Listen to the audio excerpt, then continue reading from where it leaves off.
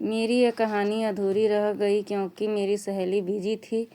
अब हम दोनों को समय मिला तो लिखते हैं आगे की घटना। आगे क्या हुआ? पिछले भाग में आपने देखा सुमन और विजय की शादी हुई। वो दोनों शिमला घूमने गए। वहाँ से आकर सुमन का रवैया बदल जाता है। अब आगे विजय को उठाकर बिस्तर पर सुलाया जाता है। रेणुका अपने भाई के मुंह पर पानी के छिड़के मारती है, लेकिन विजय को होश नहीं आता। तभी विजय की माँ विजय का नाक जोर से बंद करती है तो विजय लंबी सांस लेकर आँख खोलता है। विजय की माँ, बेटा ये क्या है? ये कहाँ पहन लिया तुमने? विजय खुद को देखता है और खड़े होकर साड़ी खोलकर फेंक देता है और अपनी माँ को चुप करवाता है। रेणुका इधर उधर अपनी भाभी को ढूंढती है। भाभी कहाँ है? रेणुका हैरानी से पूछती है। डरते हुए अपने पसीने पोंछती है। क्या करेगी अपनी भाभी का? देखा नहीं मेरे बेटे का क्या हाल कर दिया?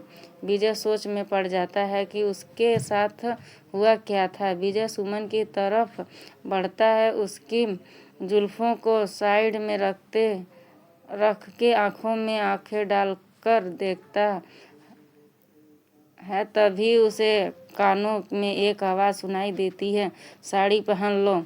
विजय मदहोश होकर खड़े होकर बेसुध साड़ी लपेट लेता है। फिर वह अपनी पत्नी की तरफ बढ़ता है। सुमन बाथरूम में धीरे धीरे चलती है। विजय भी धीरे धीरे बाथरूम की तरफ बढ़ता है। वह अपनी पत्नी को अपनी तरफ खींचता है। तभी सिर्फ सुमन का कटा हुआ सिर दिखता है। वह चीख कर गिर जाता है और बेहोश हो जाता है। विजय डर कर अपनी माँ को अपनी तरफ खींचकर गले लगाता और रोने लगता है। विजय के पिता सीढ़ियों से चढ़ते हुए ऊपर आते हैं। तभी सुमन नीचे उतर रही होती है। क्या हुआ बेटी? ये शोर कैसा था? पता नहीं, आप जाके मालूम कीजिए। इतना कहकर सुमन तेजी से नीचे किचन की तरफ चली जाती है। रमेश जी अपनी बहू को हैरानी से देखते हुए ऊपर की ओर जाते हैं। कुछ देर बाद रमेश जी सारा माजरा सुन अपने चाचा जी को फ़ोन लगाते हैं और शिकायत करते हैं कि ये रिश्ता तो आपने करवाया था, लड़की सही नहीं है, आपने बताया नहीं। फिर सारी बात बताकर इस मसले का हल मांगते हुए फ़ोन रख देते हैं। रेणुका अपने पापा को, विजय अपनी माँ को पकड़ते हुए पूरी रात खामोशी से निकाल देते हैं। अगली सुबह विजय की माँ बाथरूम में नहाने जाती है।